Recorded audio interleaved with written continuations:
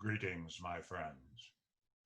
We are all interested in the future, for that is where you and I are going to spend the rest of our lives.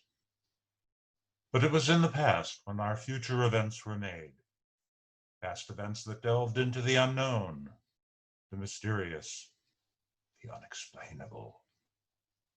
That is why we are here, and tonight we are bringing to you the full story of what happened on that fateful day so many years ago, when the grave robbers from outer space tried to take over the planet Earth.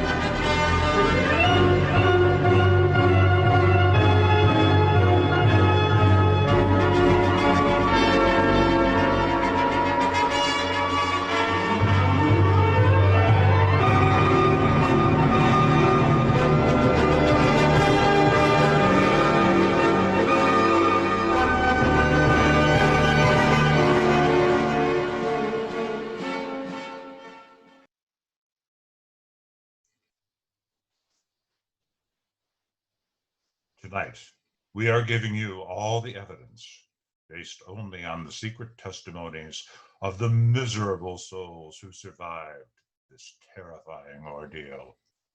The incidents, the places, my friends, we cannot keep this a secret any longer. Let us punish the guilty. Let us reward the innocent. My friends, can your hearts stand the shocking facts about grave robbers from outer space? The events began high above the ground, aboard an airplane flying in San Fernando Valley. Maintaining 460 knots at 35,000 feet, turning left, heading 230, flight 812-2 on pattern Alpha 29er. Instruments are not responding. Navigation is locking up.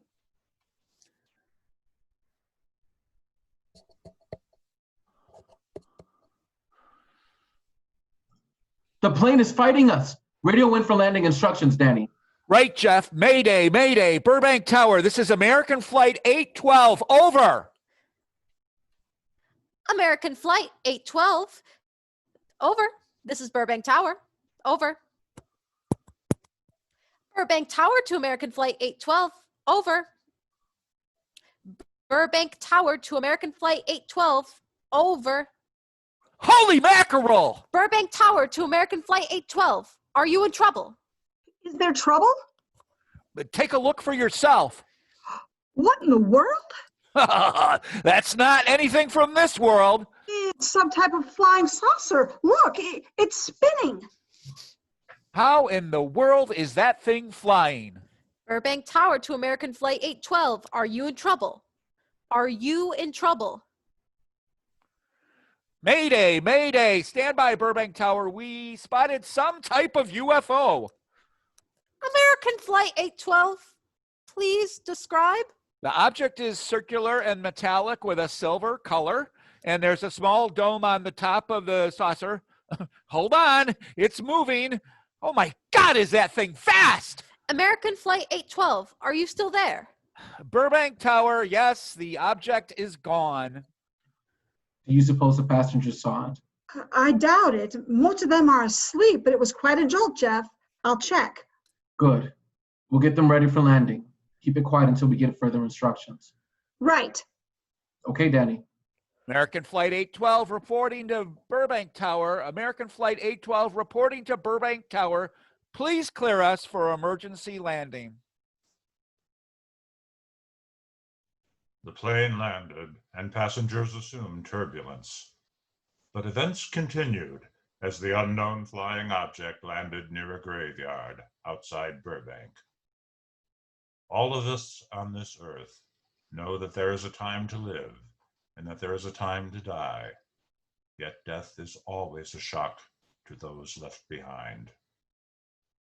Just at sundown, a small group gathered in silent prayer around the newly opened grave of the beloved wife of a man stricken with sadness. The funeral over, the saddened group left the graveside. It was when the gravediggers started their task that strange things began to take place.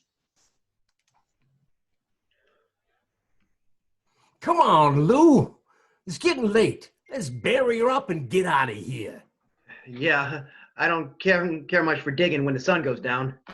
And it's supposed to be a full moon tonight. Well, let's get started. Hand me that shovel. Hey, wait a second. Did you hear anything? I thought I did. Oh, man, I don't like hearing noises, especially when there ain't supposed to be any. This is sort of spooky-like. Yeah, maybe we're getting too old for this. Hey, who's that woman? Where? Hey, you're not supposed to be here. Come closer. Look into my eyes. Oh, no, get away. Get away. Stay back. Get away. Closer. Closer. Closer. Oh!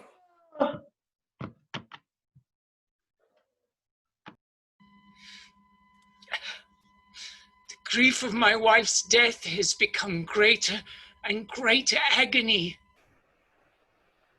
The home we had so long shared together has become a tomb.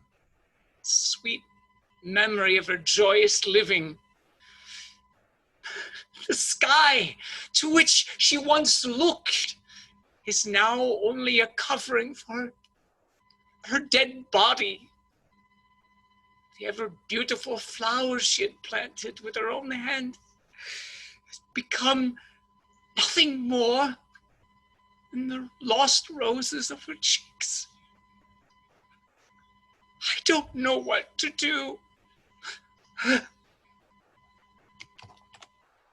Confused by his great loss, the sad man left that home and walked aimlessly into city traffic.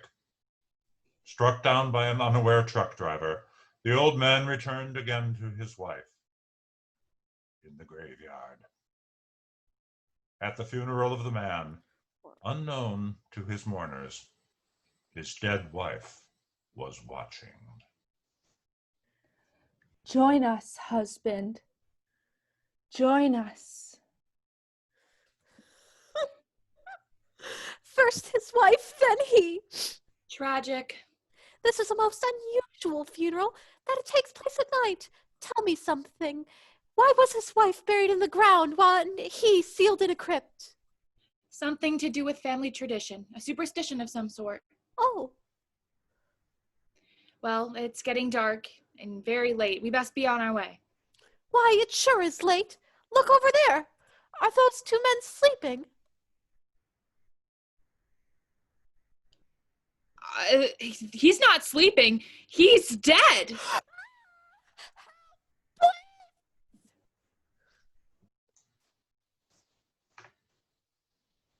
As the police were investigating reports of an unidentified flying object at the Burbank airport, a team was dispatched to the graveyard when they received a report of two dead bodies. Led by Inspector Daniel Clay, the police arrived at the scene. Who found them? Two women who were paying their respects for someone who died. The medical examiner been here yet? Just left. The morgue wagon ought to be along most any time. Did you get their statement? Yeah, as much as we could. Pretty scared. Yeah, finding a mess like this ought to make anyone frightened. Have one of the boys take the guy and the girl. Take the girls back to town. Okay, Inspector.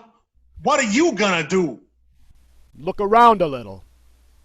Once you get beyond those lights, you won't be able to see your hand in front of your face. I brought the flashlight from the patrol car. You be careful, Clay. I'm a big boy now, Johnny. I'm gonna walk through the graveyard and see what I can see. Okay, Inspector. Oh, jeez, Larry, it looks like a bobcat tore through him. Say, Lieutenant, what do you think about that airplane that saw those flying saucers? Do you think that could have landed around here? I don't know, Larry. I don't know. Lieutenant, do you get that funny odor? Oh, how could I miss it? Oh, jeez. Oh, look, there's the morgue wagon now. Come on, let's go meet it up at the road. Hopper! Hey, Hopper! Where are you? Never a cop when you need one. Hey, you over there! What are you two doing? We've been looking for you. You're looking for me? Why? Look into my eyes. Closer. Closer. Hey, stop! Closer! Stop or I'll shoot! Come closer. You must receive my gift of death. Come closer. Ah!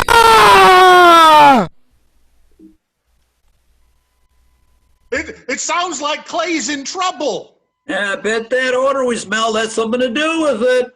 Oh, hurry up. He's over here. Quick, check his pulse. Oh, no. Is he dead? Yeah. He's messed up bad, Larry. He's messed up bad. As those two back there, you suppose that sauce or whatever it was had something to do with this?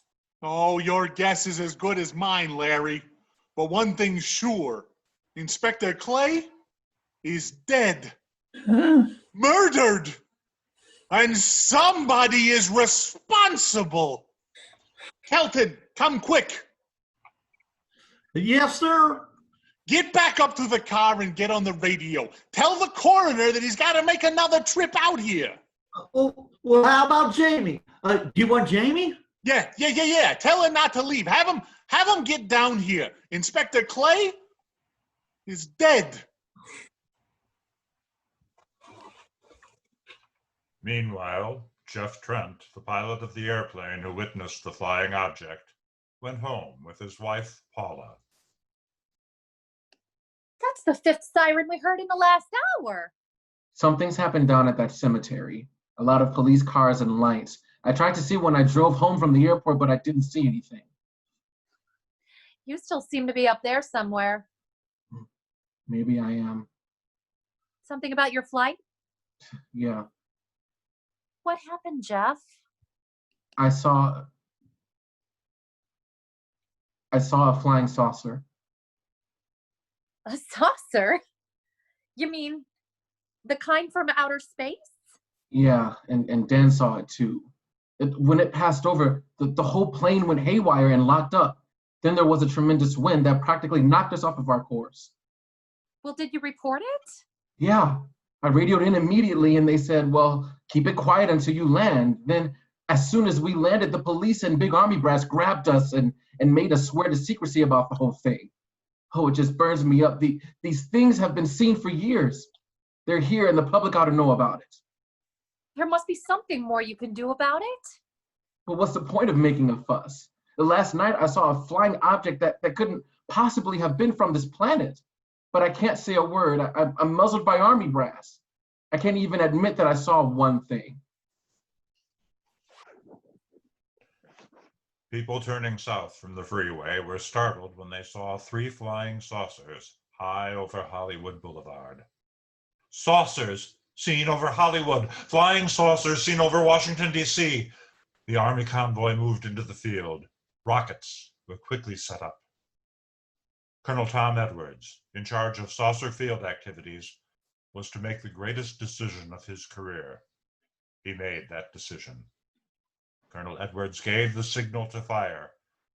Then, as swiftly as they had come, they were gone, even to the piercing eye of radar and the speeding jet fighters. Quite a sight, wasn't it, sir? The sight I'd rather not be seeing. Are you worried about them, sir? Well, They must have a reason for their visits. Visits? Well, that would indicate visitors. Are big guns the usual way of dealing with visitors? For a time, we tried to contact them by radio, but no response. Then they attacked a town. A small town, I'll admit, but nevertheless a town of people. People who died. I'd never heard that, sir. Well, it was covered up by the highest echelon. Take any fire, any earthquake, any major disaster, then wonder. Flying saucers. I wonder what their next move will be. Inside the alien spaceship, the aliens were watching over the fear of the Earthlings. How will the aliens continue their invasion of Earth? What will their next move be? Your space commander, Eros, has returned from Earth. Send Eros in. You have your report? We had to pull in here to Space Station 7 for regeneration. We're returning to the planet Earth immediately thereafter. Now that the Earthlings have refused us away, what plan will you follow now? Plan 9. It's been absolutely impossible to work through these Earth creatures. Their soul is too controlled. Plan 9. Ah, yes. Plan 9 deals with the resurrection of the dead. Long-distance electrodes shot into the pinion pituitary glands of the recent dead. Have you attempted any of this plan yet? Yes, Excellency. How successful has it been? We have risen 2 so far. We shall be just as successful on more. The living, they have no suspicion of your movements? We had to dispose of 1 policeman. However, the 2 who have not been risen have not been seen. At least, not by anyone who still remains alive. Too bad it must be handled this way. However, it must. Those who take from the grave will lead the way for other operations. Yes, Excellency. Continue on. Report to me in 2 Earth days. Tana, what do you think of my report to Rondo the Ruler? I feared Her Excellency wouldn't take our report this well. Plan 9 is a difficult report to present. Well, had she been dealing with our own people, her reaction would have been completely different. She understands the difficulties of the Earth race. The Earthlings are unusual beings. They may be more powerful than we think. This is why we need to take their minerals from them before they learn the power that their planet possesses. What do you think will be the next obstacle the Earth people will put in our way? Well, as long as they can think, we'll have our own problems. But those whom cannot think will not. They are dead. Then one's dead. You know, it's an interesting thought when you consider the Earth people who can think are so frightened by those who cannot, the dead. And it will be the dead that will provide us the way to getting the minerals. Yes. Once dead, they will be brought to a simulated life by our electrode guns, and we will soon control the universe. Eros, our ship should be regenerated. We better get started. Meanwhile, at Jeff and Paula Trent's house, the noise from the nearby graveyard kept the couple uneasy, particularly as Jeff was needed to fly that evening. I still think you ought to go into town and stay with your mother until I get back. This is our home, and nothing was going to take me from it. Besides, most men try to keep their wives from going home to mama. That's not the point. That's all the point there's going to be. Now, toddle off and fly your little flying machine, darling. But if you see any more flying saucers, could you tell them to find another house to buzz? Don't worry about me. Oh, you're the only thing I do worry about. I'll forget about the flying saucers, but there's something in that cemetery, and that's just too close for comfort. The saucers are up there, and the cemetery is out there, but I'll be locked in up in here. Now, off to your wild blue yonder. Okay, well, You promise you'll lock the doors immediately? I promise. Besides, I'll be in bed before a half an hour is gone. Oh, I do love you, darling. I'll see you Thursday. Goodbye, honey. You know, I'm not leaving here until you've locked inside safely. All right, darling. If you're especially nice, I may even lock the side door. And be sure you keep the yard lights on. I'm heading to the airport now. Goodbye, my sweet. Bye, darling. Paula Trent watched as Jeff drove to the airport. Once gone, Paula locked the front door, but forgot about the side door. Lost in his worries, Jeff arrived at the airport, and the plane departed for New Mexico. You're mighty silent this trip, Jeff. Huh? I mean, you haven't spoken 10 words since takeoff. I guess I'm just preoccupied, Danny. What is it, Paula? Yeah. And there's nothing wrong between you two. Oh no, it's like nothing like that. Just that I'm worried. She being there alone and those strange things flying over the house and those incidents in the graveyard the past few days. It just got me worried. Well, I haven't figured out those crazy skybirds yet, but I'll give you 50 to 1 odds that the police have figured out that cemetery thing by now. Yeah, I hope so. If you're really that worried, Jeff, why don't you radio in and find out? Mackie at Burbank Tower should be on duty at the field by now. She could call Paula and relay the message to you. Hey, Edith! Oh, how do you too, Mr. Silent? I haven't heard a word from this side of the plane since we left the field. Oh, well, Jeff's been giving me and himself a study in silence. You boys are feuding? Oh no, idiot. It's nothing like that. Hey, Edie, how about you and me go out for dinner when we get to Albuquerque? Albuquerque? Have you read that flight plan, boy? What about it? We land in Albuquerque at 4 a.m. That's strictly a 9 o'clock town. Well, I got a friend there that can help us. Let's get rest first when we land, huh, Danny? What's the matter, Jeff? Oh, he's worried about Paula. Yeah, dude, she's home by herself near that cemetery. I read about that cemetery business. I try to get you two not to buy too near one of those things. We get there soon enough as it is. He thought it'd be nice and quiet and peaceful there.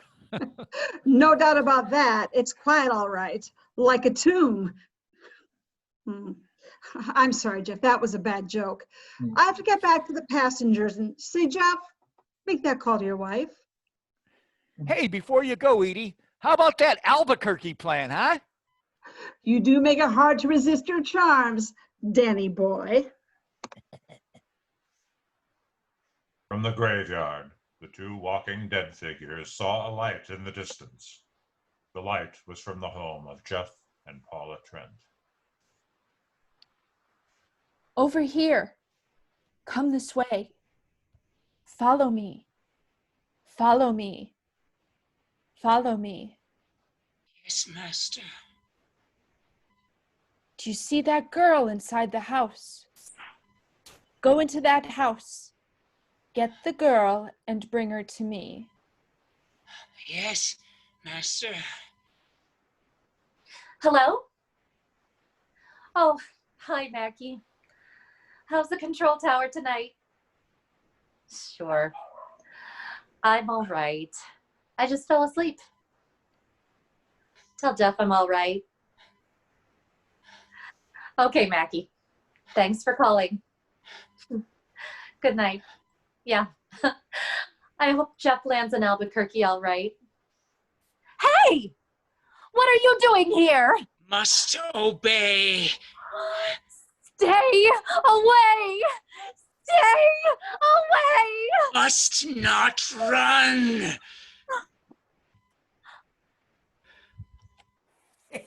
Oh, you're a good boy, Coco. Oh, good doggy, good doggy. Hey, chilly night tonight, ain't it, boy? Oh, that gust of wind just sent some shivers up and down my spine. Ooh. Help! Help!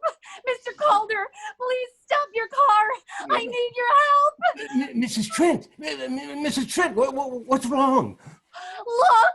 Must not run! Oh, get in the car! Hurry up! We're leaving now! Come on! Mrs. Trent escaped the near death, and the farmer drove her to the police to tell the nightmare story. Meanwhile, aboard the alien spacecraft, the three aliens, led by Eros, continued to plan their desires to remove the valuable minerals from our home planet. They'll be at the hatch in a moment. You can open it now, Tana. Turn off the electrodes quickly. They can't tell us from anyone. Done. The electrodes have been intensified, and we are now invisible to the Earthlings. With the electrodes fully intensified, it will drain the energy. We won't be able to last long, and the ship will become unstable. But for now...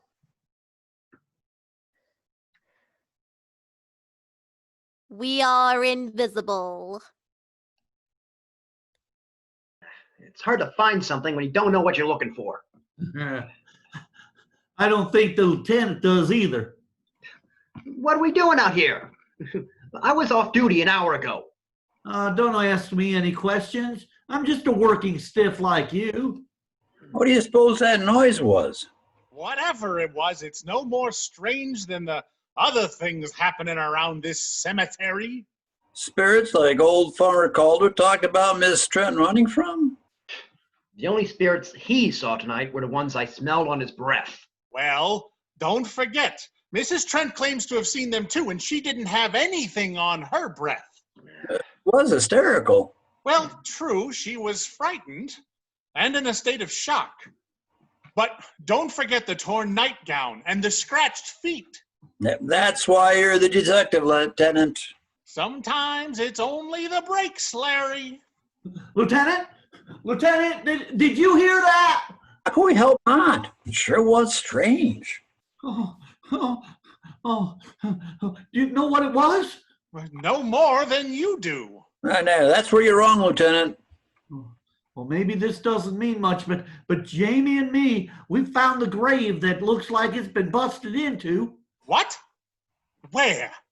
It was near where they buried Inspector Clay earlier. Just over there beyond the crypt. All right. Show us the way. Oh, look down there. There's Inspector Clay's grave, Lieutenant. Oh, it's been broken into, all right. It's strange. If someone had broken in, the dirt should be piled up here somewhere.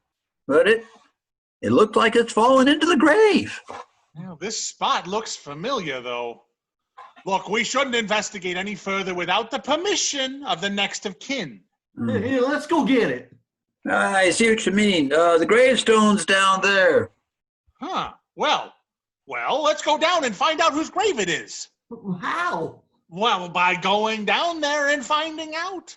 Oh, are you sure you mean that, Lieutenant? If I didn't mean it, I wouldn't have said it. Scared? Not at all. Jamie, you go down there. No way, Kelton. The lieutenant said for you to do it. Oh, why do I always get these spook details? Monsters, graves, bodies, all right. Casket's here, but nobody's in it. Can you read the name on the casket? Oh, no. It's Inspector Clay's grave, but he ain't in it. Meanwhile, at the Pentagon in Washington, D.C., Colonel Edwards was met with the U.S. General overseeing unidentified flying objects. Colonel Edwards, close the door. Eddie's. Thank you, sir. I understand, Colonel Edwards, that you've been on tap for many of our saucer attacks. I'm in charge of field operations, sir. And you believe there are such things as flying saucers, Colonel Edwards? Yes, sir. You've seen them? Yes, sir. Well, you realize there's a government directive stating that there is no such thing as a flying saucer? Yes, sir. Do you understand your statement that you've seen flying saucers, or do you stand by it, rather? Well, yes, sir. You know, this could mean a court-martial, admitting this against direct orders. General Roberts, may I speak freely? You may. How can I hope to hold down my command if I didn't believe in what I saw and shot at? I like you, Colonel.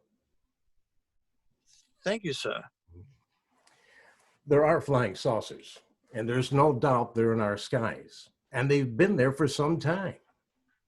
What are we going to do about them? Who knows? Then they really are there? Well, I thought you were convinced of that. I am. We've had contact with them. They speak our language? Well, not quite.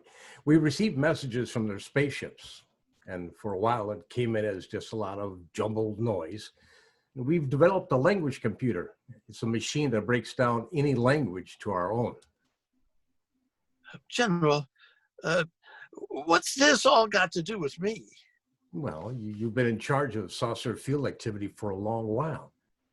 And I think it's about time you heard these recordings. Do you mind? Mind? Oh, I'm anxious. This is Eros, a space soldier from a planet of your galaxy.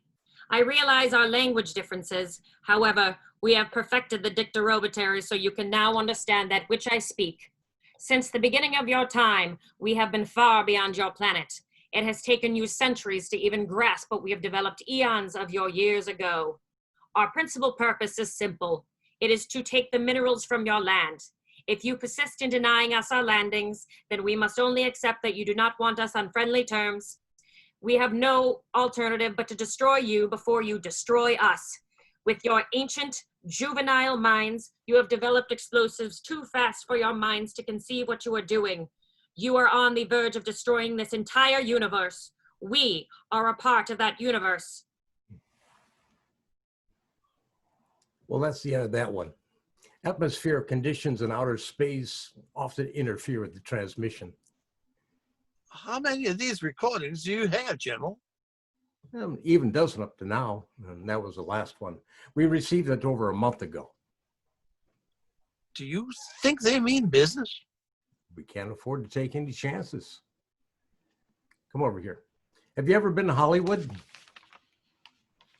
A couple of times, a few years ago. Well, you're going to be there in the morning. Just a few minutes from Hollywood, in the town of San Fernando, reports have come in of saucers flying so low to the ground that the exhaust knocked people down to the ground. There have been even stated claims of saucer landings. Colonel, I want you to find them and take care of this problem. All right, sir. Now, these are confidential reports, Colonel. Read them over carefully on the plane. Turn them over to intelligence when you get to Los Angeles. And they'll have further orders for disposition. Yes, sir. Oh, and Colonel Edwards? Yes, sir. Good luck. Thank you, sir. As Colonel Edwards flew across the country to Los Angeles, the aliens returned to the mothership to share an update with the ruler, Rondo. We are ready to report, Excellency. You are many days late. It was unavoidable. We tried to transmit via televisor, but atmospheric conditions made transmission impossible. Should have transmitted as soon as conditions permitted. I thought time was of the essence. Suspicion has fallen upon our movements. Our ships have been viewed near the point of operations. And what has the extra time gained, Eros? We have successfully risen 3 of the dead ones. Permit me to see one. Tana, bring in the big one. Use your small electrode gun. Eros, so you understand, I have taken 2 ships from your command. But that will only leave my ship. Miana, what is the status of the ship? Eros, our ship is draining power from the Invisicover. The power is causing the fuel cells to become unstable. If any more power is needed, it could cause the engines to ignite and catch on fire. Unfortunately, it is necessary that you continue your mission alone. I have need for your other ships elsewhere. Even though you have risen 3 of the Earth dead, Plan 9 is far from successful, and you, Eros, must prove it an operational success before more time, energy, and ships may be spent on it. We will not fail. Everything is on our side. Not everything. You do not have the live Earth people agreeing to give us the minerals of the planet. That is correct. Here is the dead one that you requested. Must kill! Stop him, Tana! He's close enough! Turn off your electrode gun! No! Stop him, Tana! Must kill! I can't get it, it's jammed! Closer! Stop him, you fool! Drop the gun to the floor, Tana. The metal will break contact. Ah, the big one has fallen. That was too close. Yes. Let me see this giant so that I will get a better look at him. Yes, he's a fine specimen. Are they all this powerful on planet Earth? This one is an exception, Excellency. What are the other 2 like? One is a woman, the other a man. This gives me a plan. Put the big one away. Pick up your electrode gun.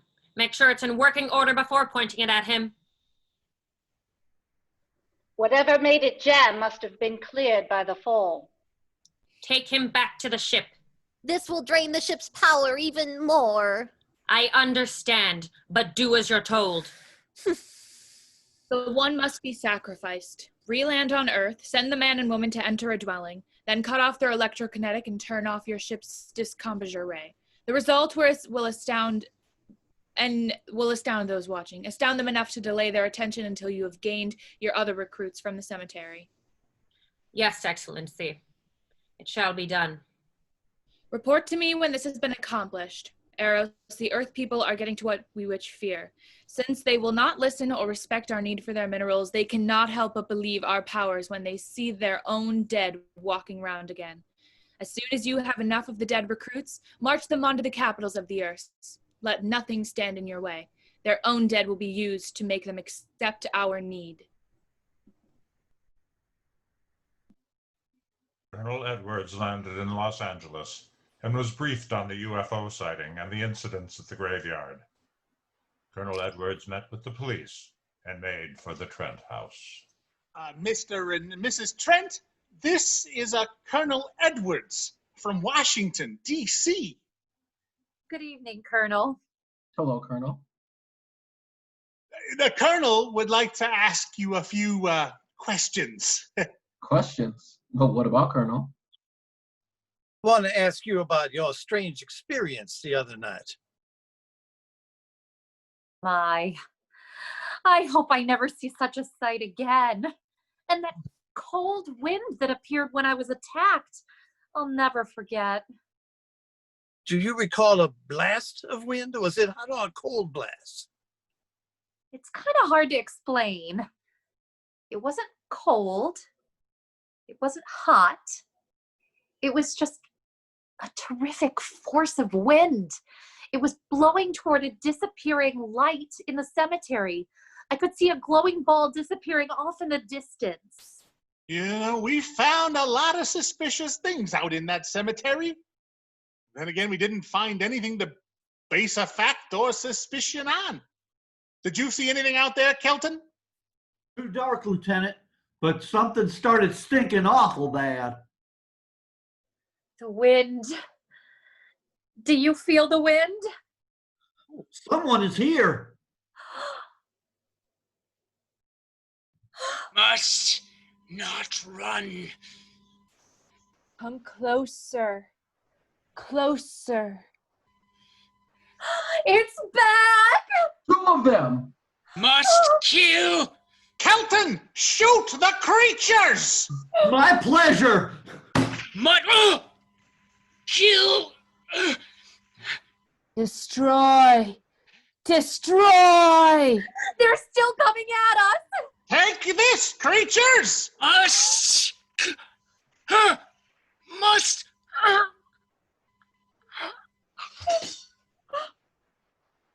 No! How can you destroy him? You die now. Here's a few bullets for you! The creatures are turning into dust. What do you make of that? You got me. It didn't look that way a minute ago. What was it? It didn't fall? I fired every bullet I had. So did I. I don't know what it was or what happened. But unless that bag of bones can reassemble itself, it's out of the running now. Colonel, come over to the cemetery and I can show you where it all began. It's surprising the Trunt house is so close. Colonel, I have been out to that cemetery so often you'd think I'd taken a lease on this place. Not a long lease, I hope. I see what you mean. But you know, I can't help but feel the answer's out here somewhere. Come on, I'll show you. Is the girl safe? Oh. Mrs. Trent, you'd better stay here at the house. Stay here? Alone? Not on your life. Kelton, you stay with Mrs. Trent. All right, Lieutenant. Hey, now, you stay close to the officer. Feel safer with you. Now, the lieutenant knows best. Oh, I don't like it. But I guess there isn't much I can do about it. Officer Kelton remained with Paula at the Trent house. Using his flashlight, Lieutenant Harper led Colonel Edwards and Jeff to the nearby cemetery to inspect the open grave of Inspector Clay. Now, Jeff, do you know how to use a gun? After 4 years in the Marine Corps? Here. Well, what do you expect to find here? Well, there's only one answer to that, Mr. Trent. We'll know it when we find it. Inspector Clay's grave is right over here. Is that the one you told me was broken into? Yes. Looks to me like someone has broken out instead of in. I figured that, but that's impossible. Look, Colonel, some things just can't happen. Yeah, well, after that apparition that was draped across Mr. Trent's patio, I would say we should keep our minds open to anything. Look, Colonel, I'm a policeman. I've got to deal in facts. But I guess I'll have to go along with you. You know, I bet my badge right now we haven't seen the last of these weirdies. They'll discover our ship soon. The Invisicover must not last longer than our power being used. Power level is nearing low level. You're going to let them find us? It's the only way. These are the same men who have been so close so often. They must be halted before they can inform the others about us. Should I get the electrode gun? But there were others. They'll be taken too. Send the big one to get the girl and the policeman. I'll turn on the dictarobitary so we may converse with them. Well, here's Clay's grave. You know, maybe we're barking up the wrong tree. One thing a policeman learns, Mr. Trent, is patience. Where's the burn spot you mentioned? Right over there. Look. Come on, we'll investigate, but move carefully. Did you feel that? The wind is blowing. Must kill! Clay? It's me, a Kelton. No! No! Ah! No! Girl! Must not run! Stay away! Stay away! Ah! Let me go! Oh, my head. No, Clay! He's picking her up and taking her away. Where's he taking her to? Clay!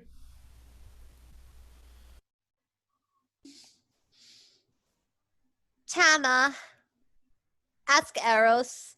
The Earthlings aren't near and powerful. They're outside the ship now. Eros, do we have to kill them? Yes. It seems such a waste. Is there any other choice, Eros? The power is great to maintain our invisicover and achieve Plan 9. If we continue with all, it may cause the engines to superheat. Well, wouldn't it be better to kill a few now than with their meddling to permit them to destroy the universe? Yes, you're right. You're always right, Eros. Of course. But those are not my words. Those are the words of Rondo the ruler. Please, you two, stay right where you are. We will do as you command. For the moment. You just do as I tell you. You do not need guns. They would be of no use to you now. They have been mighty useful before on Flesh and Blood, and you two look like you got a lot of both. True. They would be effective upon us if you were to have the opportunity to use them. If you don't get away from that control board, I'll show you just how effective they can be. Shall we talk now or wait? Your friends will be here shortly. What friends? Those you left at the house. If you've done anything to Paula. Take it easy, Mr. Trent. Oh, I assure you, no harm has come to her. Would you like to see her? I will turn on the televisor so you can see her movements. Go ahead, but move very carefully. Big one, why is the girl lying down? Go faint! Not dead. You fiend! I? A fiend? I am a soldier of our planet! We do not come here as enemies. We came only with intentions to share your wealth, to talk, to ask your aid. Why is it so important that you want aid? To harness your planet's vital power. First was your firecracker, a harmless explosive. Then your hand grenade. They began to kill your own people a few at a time. Then the bomb. Then a larger bomb. Then your scientists stumbled upon the atom bomb, split the atom, then the hydrogen bomb, where you actually explode the air itself. Earth has the power to bring destruction to the entire universe, served by your sun. The mineral left for the ultimate weapon is the solaranite hidden in your planet. Solaranite? Why, there's no such thing. Perhaps to you, but we've known it for centuries. Your scientists will stumble upon it, as they have with all the others, but the juvenile minds you possess will not comprehend its strength until it's too late. The solaranite is a way to explode the actual particles of the sun. That's impossible. Even now, your scientists are working on a way to harness the sun's rays. The rays of sunlight are minute particles. It is so far from your imagination they cannot do as I have suggested. Why, a particle of sunlight can't even be seen or measured. Can you see or measure an atom? Yet you can explode one. A ray of sunlight is made up of many atoms. So what if we develop this bomb? Would he be even stronger than now? Stronger. You see? You see? Your stupid minds! Stupid! Stupid! That's all I'm taking from you. Get back there, you jerk!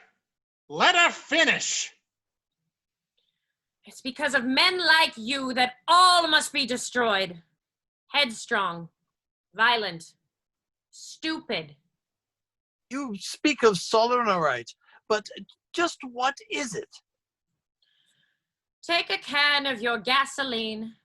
Say this can of gasoline is the sun. Now you spread a thin line of it into a ball, representing the earth. From the sunlight, the sun particles have created saturated minerals within the planet. The minerals can generate a flame that will speedily travel around the Earth and be able to explode a source. Then the solaranite could be captured to explode the universe through a sunlight chain reaction. All the planets that the sunlight touches, the solaranite bomb will destroy. She's mad! Mad? Is it mad that you destroy other people to save yourself? You have done this. Is it mad that one country must destroy another to save themselves? You have also done this. How then is it mad that one planet must destroy another that threatens the very existence of all? That's enough! Life is not so expensive on my planet. We don't cling to it like you do. Our entire aim is for the development of our planet. Eros, the people from the house. The power level is near empty. They are approaching. What happened to you? Oh, I would, if I didn't see it with my own eyes, I would have never believed it. Believe what? It was horrible. And he almost broke my shoulder. Look, whatever you're trying to say, if you don't make sense, we'll never get to the bottom of this. Now who slugged you? Inspector Clay. What? It was Clay, all right. Only not like we remember him. Well, his grave was busted into, wasn't it? And next you'll tell me you saw skeletons. We did earlier. All of us saw. The lieutenant, the Colonel Edwards, everybody. Oh, well, where's the lieutenant now? Oh, we got to find him. Mrs. Trent is gone. I was left there to guard her, and then Clay showed up and put me out of the running. And the second time tonight, and I'm getting darn tired of it. Well, which way were they going? That way. Well, come on. Follow me. We must hurry. We need the solaranite. And one day it will be all gone. In one big puff of smoke and ball of fire. All that's out there. The stars, the planets, all just an empty void. You two had better come along with us. Aha! So it seems you think you have the upper hand. Look out there. Jeff, it's Clay with your wife. Girl, still faint. She is unharmed, but he would kill her in seconds if I so choose. Must not run. Kelton, over here. Holy cow. Look there. It's Clay, all right. And there's no mistaking that. And he's entering some kind of a glass door. And he's got Mrs. Trent. Get your gun. Oh, from all I've seen, tonight guns won't do any good. Clay's dead. And we buried him. How are we going to kill somebody that's already dead? I mean, dead. And yet there he stands. That other one earlier, I emptied a full clip into him. Yeah, I'm seeing it. And that's the only reason I'm listening to you. Look, I got an idea. Hurt him or not, we got to try something. I'm going to sneak up behind him, whop him over the head, and that ought to make him move, follow me. Even when Clay was alive, he couldn't run fast enough to catch me. So when he does, you grab Miss Trent and run like lightning in the opposite direction. Do you think it'll work? Know anything else to try? Come on, through this door. Must not run! Hey, Clay! Catch me if you can! Girl must stay here. Not move. I must kill. Must kill! Oh, I'm all right. Help the others. All right. He's chasing Larry. Your men have distracted the big one. This could only happen because the electrode ray is off. Hold it right there. Do not go near those switches. You do not know what they will do. I wouldn't know one switch from another. One of these switches must open the door. Don't touch those switches! You are causing the converter power to overheat. The ship must regenerate. It's causing the ship to superheat. The engines cannot handle the power. Converter power is failing. Engines at superheat. Smoke is coming from the regenerator. What have you done? You will pay. All of Earth will pay for what you have destroyed and what you have done. Eros, there's a fire. We need to abort Plan 9 and launch the ship. There's no time. We must evacuate. Fire! Fire! Colonel, there's smoke. We must hurry. Colonel. Oh, fool! You will destroy us all! There, I've opened the door. Get out of here, Jeff. The ship's on fire. Run! Eros! Eros, everything's on fire. What do we do? Eros! Ah! It burns! Ah! No! This planet was mine! How could you? Ah, what a world! What a world! The aliens perished in the fire, while the rest escaped the burning heat. The flying saucer burned with a heat that raised the temperature in the surrounding area by 10 degrees. Within minutes, however, the metallic saucer melted into a liquid metal that ran into the graves of the cemetery, leaving no remains of the flying saucer. I wonder if that's the last we're gonna see of them. Perhaps. But sooner or later, there'll be others. And it's my guess, with the ship and the ray gun gone, Clay no longer has control, and he will rest now. We gotta hand it to them, though. They're far ahead from us. Maybe too far. Maybe too far.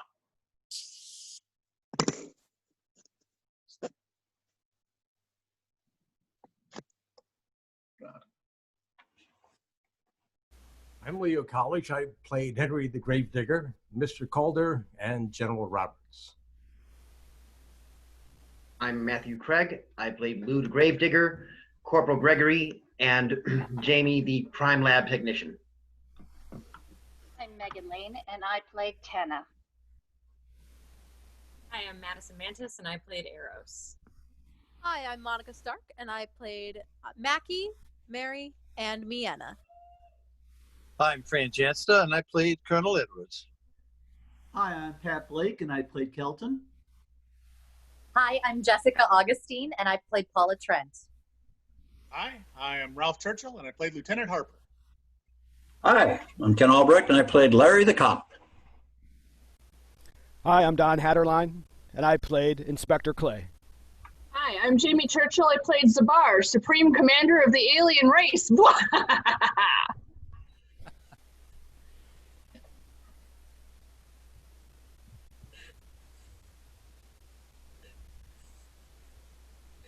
Hi, I'm Jamie Lee, and I played Vampira.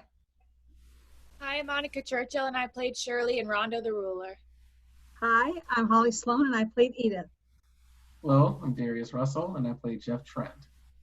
John Hatterline, I played co-pilot Danny. And I'm Randy Markison, and I played Criswell. My friends, you have seen this incident based on sworn testimony. Can you prove that it didn't happen? Perhaps on your way home, you'll pass somebody in the dark, and you will never know it, for they will be from outer space. Many scientists believe that another world is watching us at this moment. We once laughed at the horseless carriage, the airplane, the telephone, the electric light, vitamins, radio, and even television. And now, Some of us laugh at outer space. God help you in the future.